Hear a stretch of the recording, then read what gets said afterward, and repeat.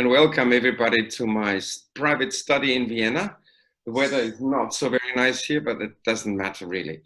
Well, module 2 is sort of trying to cope with topics and issues around challenges that adults face with new technologies.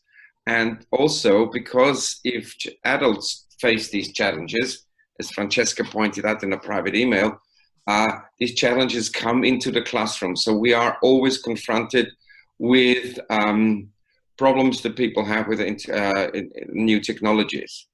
The word new technology is funny because I just read an article, one of the articles that you also have on your Moodle, where new technologies are quoted as automobiles and tape recorders. So we're always confronted with new technologies. What we tried to do is to take into consideration as well all the questions that we collected in the survey prior to the workshop. And I must admit, as we have a time limit of 1 hour and not 1 century, we won't be able to cover everything, but feel free to introduce topics and questions that are urgent for you, either in the, I call it plenary, which is a bit strange for this type of communicative situation, or in the breakout rooms. Don't feel tied too strongly to what we suggest that you should discuss. Discuss what you want, discuss what you experience, bring in your experience. I think one of the advantages of this setting here is that you can bring in your own experience from your working life, from your teaching life, from your own classrooms, from your friends, neighbors, and your communities. And there is no control. Although we will be in the breakout rooms, we won't be controlling what you're saying.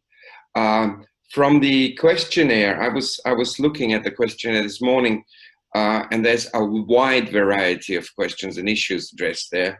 I think what we will address today, and I hope, Birgitta, that's not stretching you too much, is age and gender, language as, there was one wish that language learning, but I reinterpreted it, didn't misinterpret. First I misinterpreted it, then I reinterpreted it. Language is an obstacle to access to new technologies, because we know from work here in Vienna that some of the learners in our basic education courses do not speak English. They speak Turkish, they speak Kurdish, they speak whatever, and they speak a bit of German, but not English. And most of the new technology input stuff is in English. And access is another topic. I know that Birgitta is going to address this. And another issue that I would like to put into the room, as virtual as it is new technologies as a part of political participation. So not only as a danger and as a problem, but also as an opportunity. Of course, things and issues like hate speech and fake news are dominant in whenever we talk about new technologies. I'm aware of that. I, though, have the theory that fake news is nothing new. Fake news has a long, long tradition. It's just a question of how fast it's being transported. That's new. If you look at the beginning of a couple of wars in the last century, they all started with tremendous fake news. And so that's not new. Yes. For further information, I would like to refer you to the texts on Moodle. They're quite different. There's a study on the role and the effects of adult education in pushing forward new technologies and access for active citizenship. It's got a nice historical perspective also of the debates on new technologies, of the fears and hopes involved. It sometimes reads like a novel, so that hardly invited to do that. The other text, there's one text from EAEA about hate speech and fake news, which I think is very nice, very comprehensive and very precise. And there are also 2 examples of very concrete examples of what you could do with new technologies in the classroom. But I don't want to be too long. I want to use my last minute, not in life, but in this conference, to introduce Birgitta Loucky-Reisner. And I'm very, very glad that she's here. She's an old, that's not very charming, sorry. She's a long-standing colleague of ours in the scene of basic education in Austria. She's an expert in designing, developing, criticizing, critically looking at apps in teaching, especially in maths, if I'm not wrong. And she's also part of a team that's called Saferinternet that offers workshops for children in schools, young students, young people, how to work with and how to critically be aware of what's happening on the internet. And I'm handing over to Birgitta now. Thank you. So, hi everybody. I just will share my screen now. Just be a little bit patient. Okay. Okay. So, yes, I think when I read all your questions, there was a broad variety of questions, and what I could provide in this short time, 60 minutes, we have it all, is to give you a short view on my learnings of in the last years. So, okay. I have just at the moment the same problem I used to have before. I just can't, okay. I just can't scare. Yes, okay. And I think I don't like speakers who say, oh, that's everything I've learned, but I think to have a look at my experiences also shows the challenges in digital learning, remote learning, or e-learning. So I started 2000. 2000, we had modems, the first cell phones. And at this time, I started to develop pilot projects for a project called ELISA, which ended up in an Austrian virtual university for teachers. And when I started, we started with web-based trainings. So we were writing very strict and rigid things. We continued. We started to play with blended learning. We tried concepts, but we were not satisfied. And then we continued. We started cooperative learning scenarios with Moodle.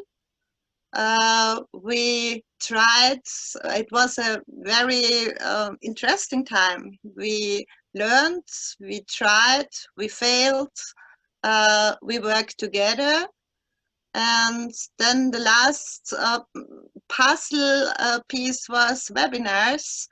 And that's what I'm doing since this time. I'm doing this for the Austrian Virtual University and for other educational organizations until now.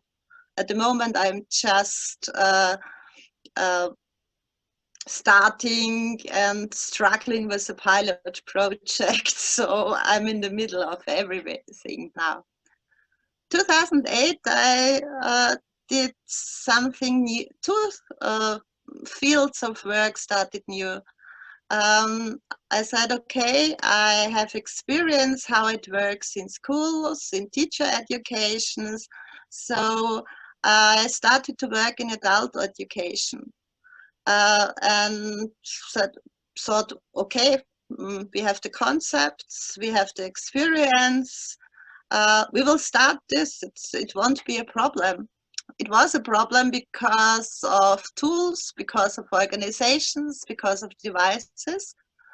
And I still continue to work in this field. Nearly 10 years I worked for an Austrian network called Learn Forever. in this network, my focus was on digital competences and fostering learners' autonomy. And in the same year, I started also to work for Saferinternet. In every European country, you have such an organization, because Saferinternet is the awareness center of the InSafe project. What happened there, and what is a quite interesting experience when we started, we concentrated on children and teenagers between 10 and 14, and their teachers and their parents. 2020, we are working with kindergarten children and their parents, and we are working with a lot of silver surfers, people aged 70 and 80, and sometimes it's older. So all these experiences with different peer groups, with people of various age, status, and educational background, are in settings of coaching, teaching, and mediating. These are the basis for my 4 learnings, which I want to present you. Okay, it takes another time. I have to be. Francesca and Thomas, are there any questions in the chat which I should answer now? Okay, good. Very good. Okay. It's 10 days, it's 3 days and 2 months since I left my classroom. And these last 2 months were very challenging and sometimes very frustrating. Because if we talk about digitalization, if we talk about e-learning, we have to still talk about the old topic of devices. And we have seen it in our teaching practices during lockdown. And I think there are 3 key points. Owning a device does not automatically imply that persons are able to use it in a digital competent way. So this was a great misunderstanding, and still is. We are saying, okay, people own cell phones, so they will learn with cell phones. No problem at all. People own cell phones, but they can't use them in a competent way, and especially not for learning. And especially for disadvantaged learners, it's really complicated. On the other hand, it was the only possibility for disadvantaged learners to learn. They don't have PCs, they don't have laptops, they have just their cell phone. Another misunderstanding, which is quite old, we are thinking people are using social media on a device, and therefore we think they are able to use devices digital competent. No, using Facebook, using Instagram, using YouTube is not a proof of digital competence. Even people in our literacy courses can share Facebook videos, they've learned it, but they could never produce one, they could never do it themselves, because they have in their family, in their friends, people who help them. But still we think, okay, so many people are using social media, we don't have to concentrate on digital competence. And what we learned and had hard to learn in all fields of education was, okay, people own devices, they own smartphones, but we lost them in our classrooms because they couldn't afford the extra money for and it was really hard work to make it clear to decision makers that until they realize that's the problem, and it's not so easy for disadvantaged groups just to afford the money for extra data volume. And I started this in the first days of lockdown, and it was really complicated because they couldn't understand, because it was not their reality. So this is okay. We have to talk about devices. We have to talk about how we can make people able to use devices, how in our learning settings they need devices. We need a funding for devices, because otherwise it's not possible that people, disadvantaged learners can Thomas, Vorteil nutzen. Mikro freimachen, bitte. Vorteil nutzen fehlt mir gerade. Okay, good. I just asked for help because English is not usually my working space. So I think we can hear you now. Yeah. Okay. Can you hear me? Yes. Yes. Yeah. You're making use of the advantages of new technologies was what Birgitta was looking for. Okay. Sorry. Francesca, you muted me so I could unmute myself. Yes, you can. Okay. The second learning in the last 20 years, but especially in the last 2 months, was about organizations. The last paper I wrote for my network, Learn Forever, dealt with the role of organizations to enhance and to foster digital learning. And it's still, I made a checklist, and in times of Corona lockdown, this checklist, it was really funny to see how organizations failed because they were not able to cope with the situation. So my learnings are having a well-planned, expertise-driven strategy to implement digital learning and teaching will change an organization. And what do I mean? What are the examples? So if you want to implement digital learning and teaching, you will have a new approach on cooperation. You will have to cooperate, because otherwise you will fail. You will have to think about knowledge management, because if you don't have a good system, if people are leaving the organization, all the knowledge about the learnings will be lost, and also the knowledge about tools and didactics. So you have to think especially about a good knowledge management system. You have to change your attitude about failing and learning. Because if you're working in the field of e-learning or this digital learning, you will fail.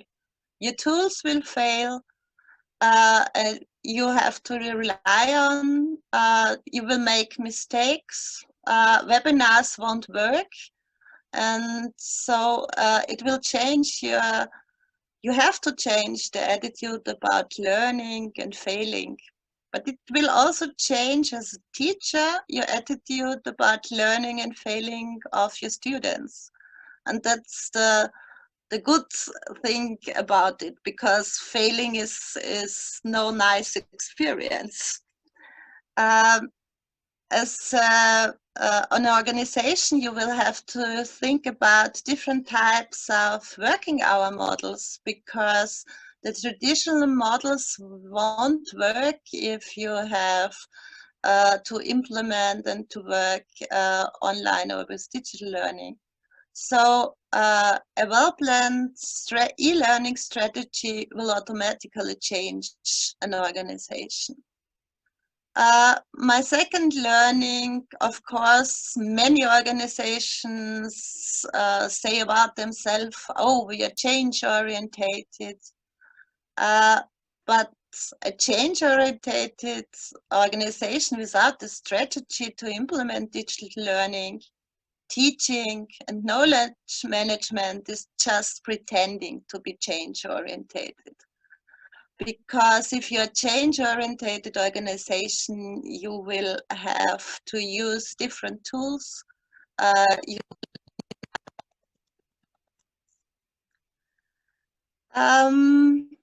Learning 3 in these fields. If an organization is either not willing or able to change or to adapt towards what e-learning needs, it will fail. And that's an old problem. But even in the present times, it's present.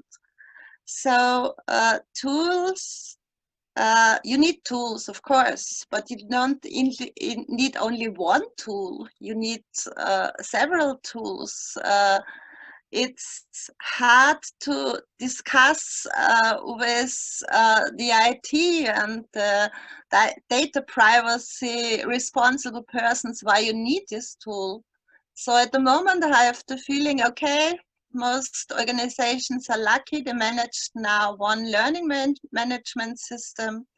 They manage one webinar tool, and they say, now it's enough. Please, this has to fit for all, and it won't fit for all. What I realized also in my last courses, which I started in the last 2 months, but also in your questions, there is evidence-based research and experience and about the topics, but it's still ignored by the management. We know what is necessary to implement digital learning, but in the presence we heard things like that. E-learning is a possibility to reduce costs immediately. We had the problem of cutting down working hours because we said, okay, people are working from home office, so it's not so much work. So just let's cut their working hours. And I think there are a lot of misconceptions what digital learning is, and if the management doesn't rely on experience and evidence-based research, we will, after lockdown, we will again fail. So we have really to look at our experiences. No, we don't have to reinvent the wheel again. We already use it since years. Okay. Learning 3. What we have seen in the early times of e-learning, but also in the first days of lockdown, everybody was speaking about tools. And we were testing tools, and we were comparing tools, and we were liking tools, but nobody spoke about the tactics. And of course, technology and tools are the basis. We have to evaluate tools, we have to invest money, which is especially across very different, very hard topic in non-governmental organizations. we have to reconsider decisions more often than we are used to do. So we have to rely on technology and tools, of course, but that's not enough. If we don't consider didactics, the best tools won't work. And that leads me to my third point. E-didactics need time to be learned step by step. And sometimes I have the feeling that teachers and trainers in adult education think, okay, I'm experienced, please teach me in 8 hours how to use a tool, how to implement it in my daily practice. And if you can't do that, you're a bad trainer. So we have to be take in consideration that learning e-didactics needs time, and it has to be learned step by step. And at the moment, I have sometimes the feeling we forget that on all levels, we forget that our students need this time to cope with the new situation. The teachers and trainers need this time, and that we can't do that at once. We have to learn it step by step, and we have to be patient. Using tools and devices means to leave our and no, that's not easy. It's not nice every time. Help us, and I think many of us experienced it, that we will find a new self-concept as a teacher, and it's an interesting field. But it's a process which has to be reflected, which has to be supported, which needs coaching, which needs understanding. But it will change your attitude and your view on your learners and their practice of learning. And I think that's the quite interesting thing about it. It's not boring because you can't rely on your old attitude and your self-concept. You have to change, you have to adapt, and sometimes it's really exhausting. So learning number 3, tools are necessary, but we have to think and speak about didactics. And now I'm on my last point, my learning number 4. The digital gap is growing. We had the idea and dreams that the digital natives will learn and use all aspects of digitalization and use their knowledge for mankind and for community. If I look at digital natives, they are overwhelmed by the possibilities, and many of them can't use all aspects of the digitalization. They just use Instagram and face, with the use of this type of social media, a lot of problems they have to cope with. But it's hard for them to get the experience in all fields of this digital world. So what we see is we thought children will learn to code and therefore better understand how things work. I don't see so many children coding. It could be easy done. So it seems to be a little negative view on it. But I think what we have to do is digital natives have a lot of competences we don't have, but it needs a comprehensive view on their competences and perhaps what it's needed for. that they can use the knowledge for the community. On the other hand, we have wonderful examples how digital natives support their communities, which wonderful ideas they have, but it doesn't happen automatically. It needs a special environment. Another point is the daily action get more and more digitalized, and the growing group of outsiders is ignored. Examples, the Austrian railways changed their way of getting your tickets. It's so complicated that people stopped using public transport because they don't have a help, because they don't understand. And it's not only disadvantaged groups. There are a lot of people say, okay, with this type of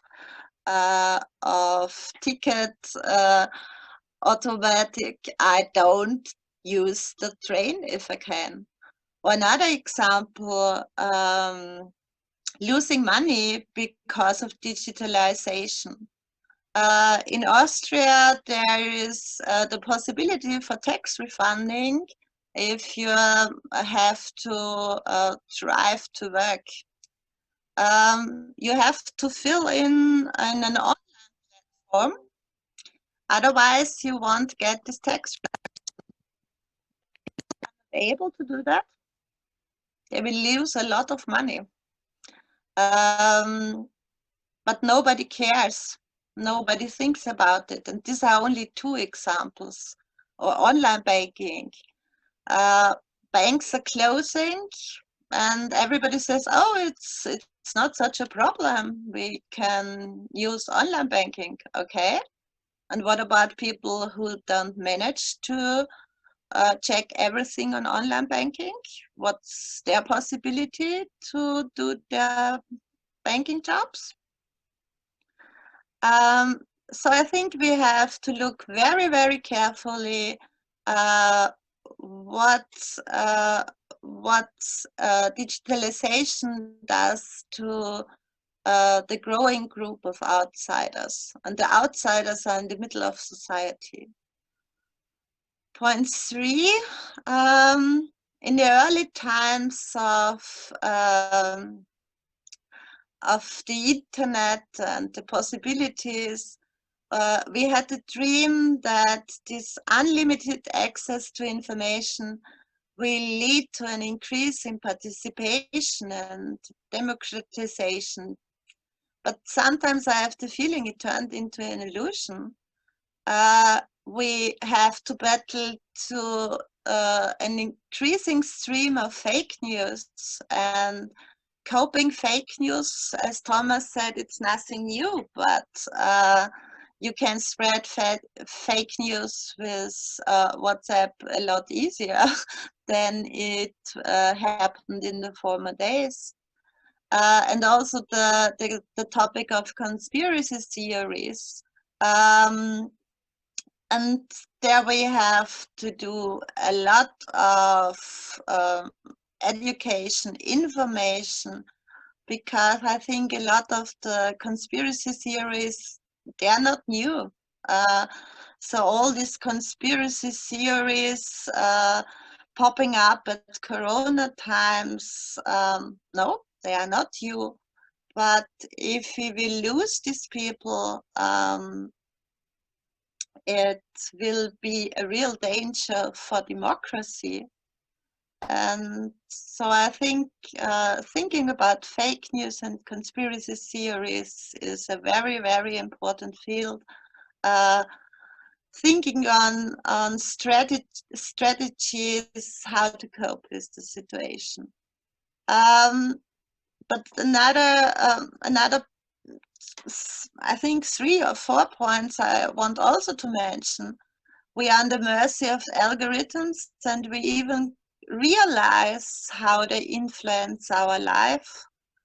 Google And Amazon use the algorithms. They influence what we see, what we read, how we informate each other, but we don't know how these algorithms work. The topic of bots influencing elections, influencing the political climate in a country. And no, I don't speak about all these things like smart homes and how we can control, and things like privacy. Is privacy and concept of the last century, or is privacy still something we need? So I think in this part of digitalization, we have to look very, very carefully what it makes with our societies and communities. And sometimes when I look at some of these points, I'm feeling a little bit helpless because it needs so much time and information, and but it's necessary. And it's also necessary to put all these topics into our teaching practice, into our classrooms, because it doesn't matter on which level we educate, we all are influenced by it. And last, also perhaps a little pessimistic point of view.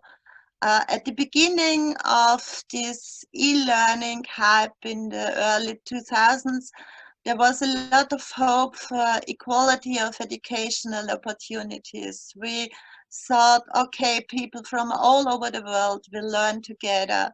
It doesn't matter whether you live in a rural village or in a city, you will have the same chances to learn.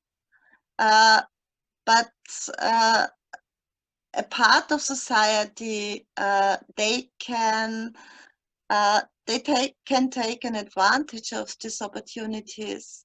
But for those unable to keep up, it turned into a nightmare, because the mainstream thinking is, okay, it's so easy to learn. Just go on YouTube and learn your language. If you are not able to learn your language on YouTube, it's your fault. No, it's not your fault. It's a video is not a learning environment.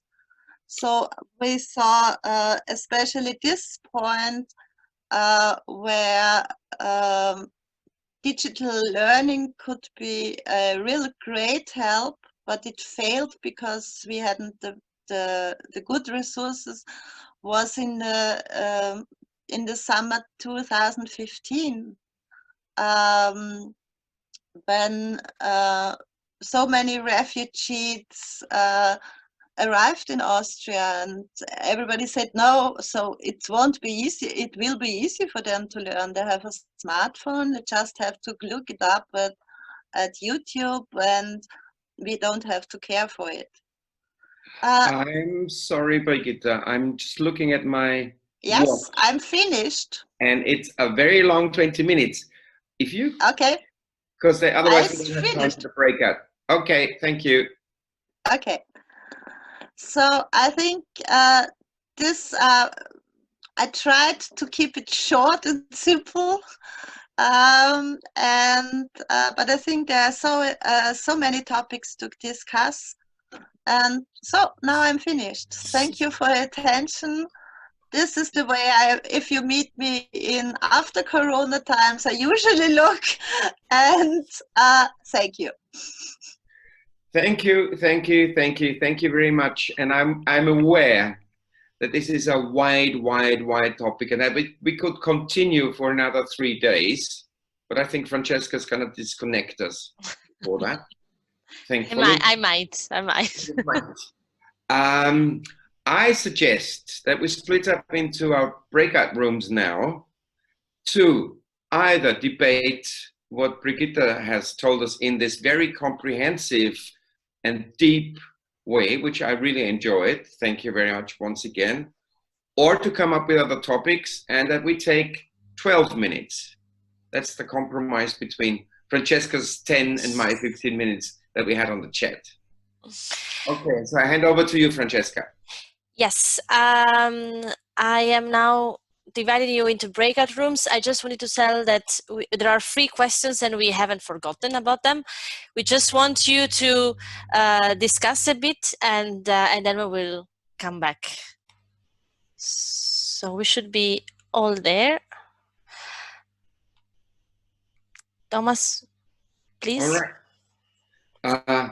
I don't know about the other breakout rooms. You know, it was a question of keeping in contact, basically, and the issue of not leaving people behind. And we talked about people.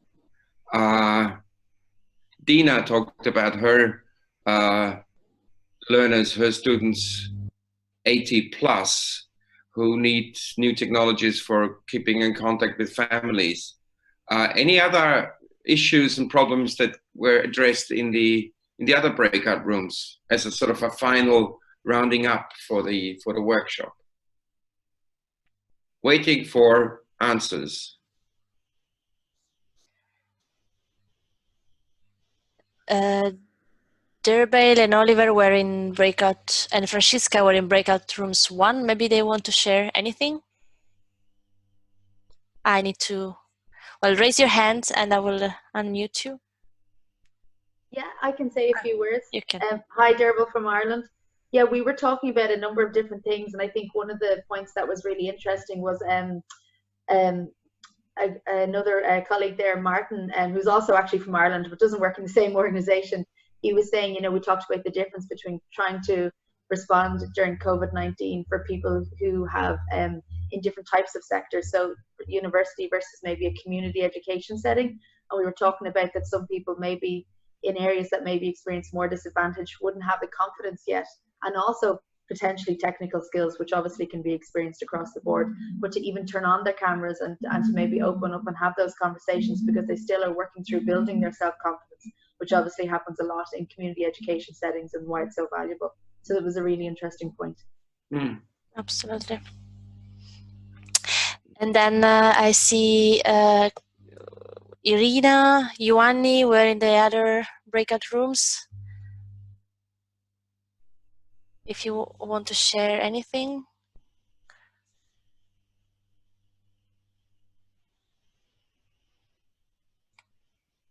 I unmute Irina, just like that. Do you want to share it? Yeah? Yeah, just very briefly. So we had some... Okay, very briefly, we had some technical problems, and the 4th participant, unfortunately, was not able to join the group. So we spent a bit the time mostly to talk about what we're doing. It was quite interesting. And then Anka was starting to talk about an interesting idea about mixing groups, digital and non-digital people. Maybe she wants to talk, to say something herself. I unmute you, Anka, if you wish.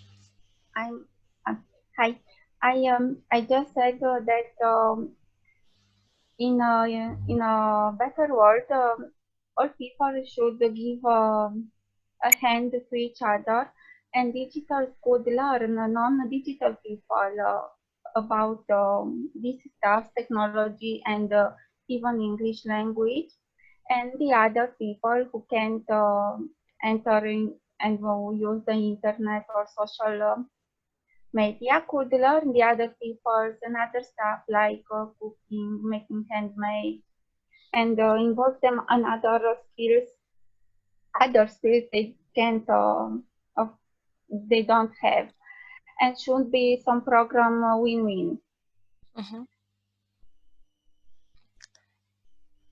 Interesting. Yeah, Thomas? I'm just reporting one question up from the chat, which opens up another long session probably, and it's one of the questions we had actually preparing the project and preparing the series of webinars. It's very hard to promote, she says, it's very hard to promote critical thinking on hate speech in social media. Suggestions? I don't have any suggestions, but I put the question back to the group. Any suggestions, experience, Birgitta, is you still there?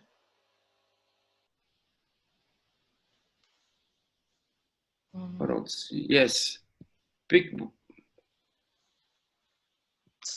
Birgitta, what do you do in the context of safer internet to answer that question?